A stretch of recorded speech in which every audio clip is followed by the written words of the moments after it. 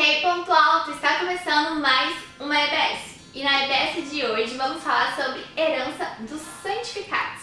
E antes de começar o nosso conteúdo, quero te pedir para fazer algumas coisinhas. Primeiramente, deixe seu like, se inscreva no nosso canal se você não é inscrito, nos siga nas redes sociais e ative o sininho para você ficar por dentro de todos os assuntos. Bom, vamos para o conteúdo de hoje.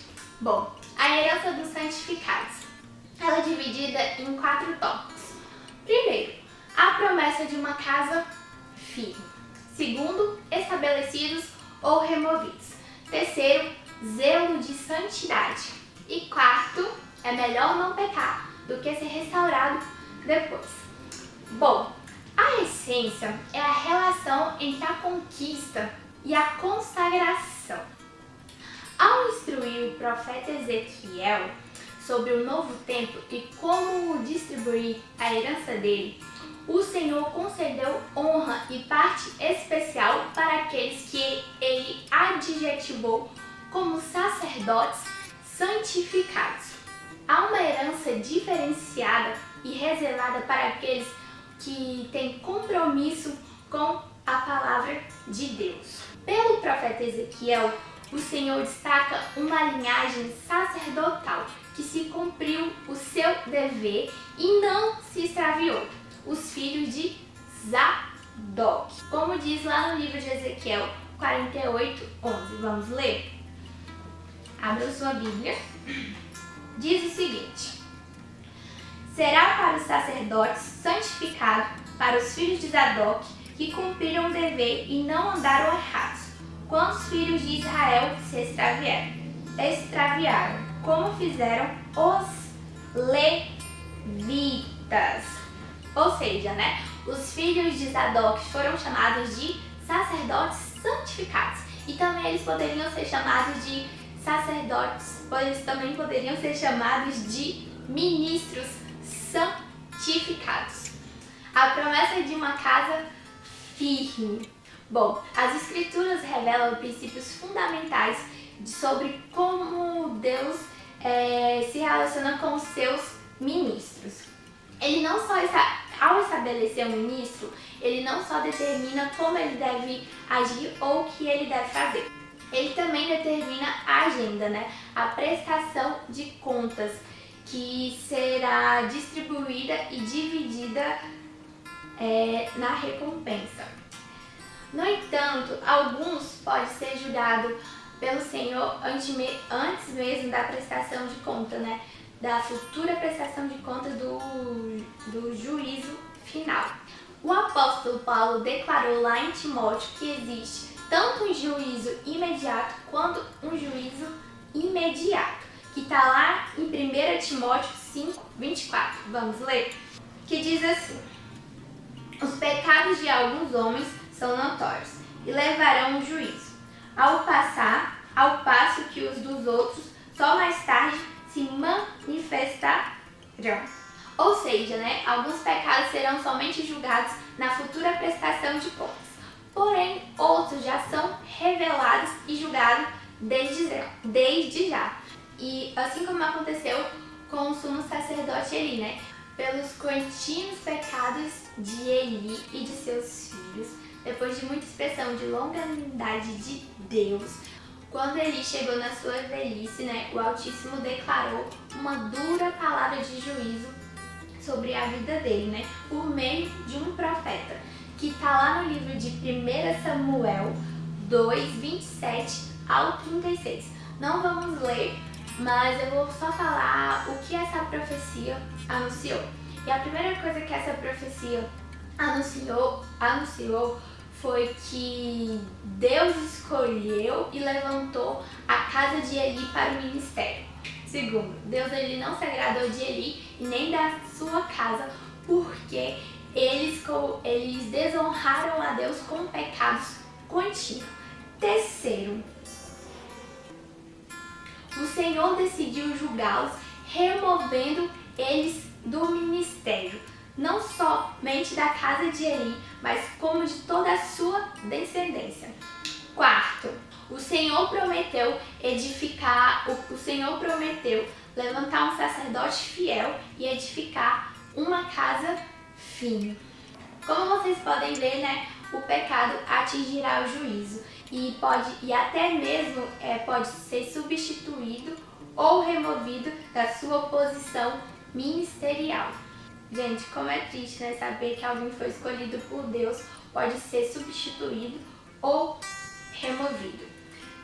Entretanto, também vale lembrar que a dura palavra de juízo que se aplicou na casa de Eli com seus filhos, ela não só aplica à casa deles, mas também para todos aqueles ministros que zombarem da palavra de Deus. Assim como diz lá no livro de Gálatas 6:7. Vamos ler? Diz o seguinte: não vos enganeis de Deus, não se zombe, pois aquilo que o homem semear, isso também se fará. Gente, então o que plantarmos, vamos colher. E principalmente quando se trata, né, das coisas do Senhor. Gente, o cumprimento da profecia contra a vida de Eli aconteceu por meio de dois sacerdotes, Abiatar e Sadoc. Lembrando que Abiatar, né, está na destruição da família de Eli. Já Sadoc era o sacerdote fiel, assim como diz lá nos livros de 1 Samuel 22, 16 e 21 e no livro de 1 Reis 2, 27, 26 e 27. Eu não vou ler, né? Mas quando Abiatar foi expulso da sua posição ministerial, foi quando a profecia sobre a vida de Eli aconteceu. Lembrando, quando a profecia contra a vida de Eli aconteceu, Deus ele tinha prometido levantar um sacerdote fiel e, por meio dele, uma casa firme. Então foi aí, né, que a história de Sadoc começou. Lembrando que Sadoc ele era fiel ao Senhor todos os dias da sua vida. Por conta da sua fidelidade e comprometimento com a palavra de Deus, ele e a sua casa permaneceram firmes no Senhor e também toda a sua descendência. Gente, o chamado ministerial não diz respeito somente a nós, ministros do Senhor, mas também dos nossos filhos e dos filhos dos nossos filhos. Ou seja, eles devem ser bem instruídos como andar em fidelidade. Deus ele não só busca pessoas que executam uma tarefa com excelência, ele procura também uma casa firme. Agora vamos para o segundo tópico, que é estabelecidos ou removidos. Muitos ignoram como o Senhor age com os que estão em posição ministerial. Tudo acontece por um motivo, e no reino de Deus tudo é construído por princípios, e esses princípios não devem ser ignorados. Com relação ao ministério, a Bíblia aponta para um requisito: consagração e santificação. Para entender melhor o padrão celestial, vamos recorrer aos registros dos dias de Moisés. Então, a primeira consagração aconteceu com Arão e seus filhos, e depois com toda a tribo de Levi, ainda que não fossem todos sacerdotes. Mais uma pergunta importante: por que será que a tribo de Levi foi escolhida? Bom, o plano inicial de Deus não envolvia apenas uma tribo. Ele queria uma nação sacerdotal. Por algum momento, a tribo de Levi foi separada para ser uma tribo sacerdotal, ao invés de ser uma nação de sacerdotes. A escolha divina sobre os ministros do Altíssimo sempre está associada ao zelo de consagração e santificação. Por isso, se um ministro se compromete a esses valores, ele terá a essência ao seu chamado. Assim como na profecia contra Eli e como no episódio de separação da tribo de Levi, esse mesmo critério foi utilizado para os reis de Israel, que está lá no livro de 1 Samuel 13:13. Gente, se por um lado a obediência e a consagração estabelece um lugar de serviço designado por Deus, por outro lado, a desobediência e a falta de consagração faz com que os seus ministros possam ser removidos ou substituídos da sua posição ministerial. Assim como diz lá no livro de Apocalipse 2:5. Vamos ler? Diz o seguinte: lembra-te, pois de onde caíste, arrepender-te e voltar à prática das primeiras obras. E se não, venho a ti, moverei do seu lugar o teu candeeiro, caso não te arrependas. Ou seja, gente, é evidente que a falta de consagração e santidade faz com que os ministros sejam removidos da sua posição que Deus o colocou. Agora vamos para o terceiro tópico, que é zelo de santidade. Cada ministro do Senhor não deve somente apenas se consagrar pessoalmente, mas ser cheio de zelo pela santidade do povo de Deus.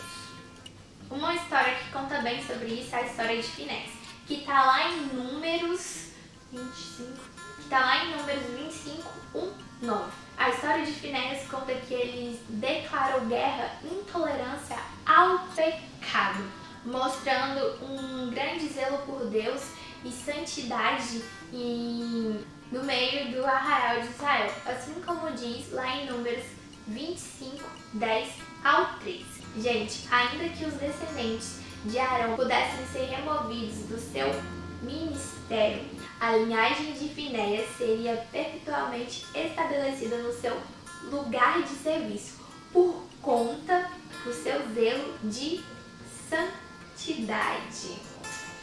Por causa do seu zelo de santidade, né? Então, o que nos estabelece ou nos remove da função ministerial é o nosso compromisso com Deus e zelo de santidade, e até mesmo a falta dele. Vamos para o quarto e último tópico. É melhor não pecar do que ser restaurado depois. Vale ressaltar que as consequências dos pecados são determinadas pela gravidade que ele foi praticado. Nem todo pecado cometido por um ministro significa a remoção ministerial. O que Jesus declarou lá em Apocalipse 2:5, que já lemos, foi que a remoção ministerial ocorrerá somente quando não houver arrependimento. Contudo, alguns pecados podem reduzir a herança ministerial, além do nível de conquistas e bênção que poderíamos desfrutar. Moisés e Arão, depois de pecarem, eles não puderam entrar na terra prometida. Os dois irmãos foram instruídos por Deus a falarem a rocha para jorrar água, mas ao invés deles falarem, eles feriram a rocha.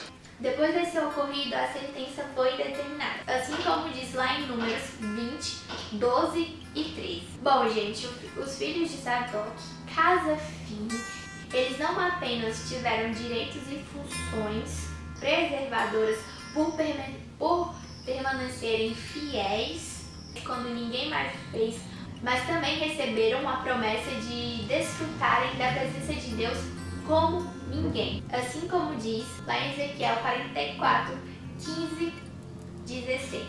Vamos ler? Mas os sacerdotes, levitas e descendentes de Zadok, e que finalmente executaram os deveres do seu santuário, quando os israelitas se desviaram de mim, se aproximarão para ministrar diante de mim, e eles estarão diante de mim para oferecer sacrifícios de gordura e sangue. A palavra do soberano, o Senhor. Eles entrarão no meu santuário e se aproximarão da minha mesa para ministrar diante de mim e realizar o meu serviço. Bom, gente, esse entendimento deve gerar no nosso coração uma resposta para que haja uma intensa consagração a Deus. Tá, se a nossa herança espiritual e natural é determinada pela nossa santificação, então devemos aprofundar o nosso compromisso com o Senhor. Essa é a única forma de desfrutar da herança dos santificados. Você está decidido desfrutá-la? Então decida ser um sacerdote santificado, um ministro comprometido com o Senhor. Bom, se você assistiu esse vídeo até aqui, coloque nos comentários: eu sou um sacerdote santificado. Gente, esse foi o nosso conteúdo de hoje. Eu espero que edifique a sua vida de alguma forma. E muito obrigada por assistir e um beijo. Até a próxima!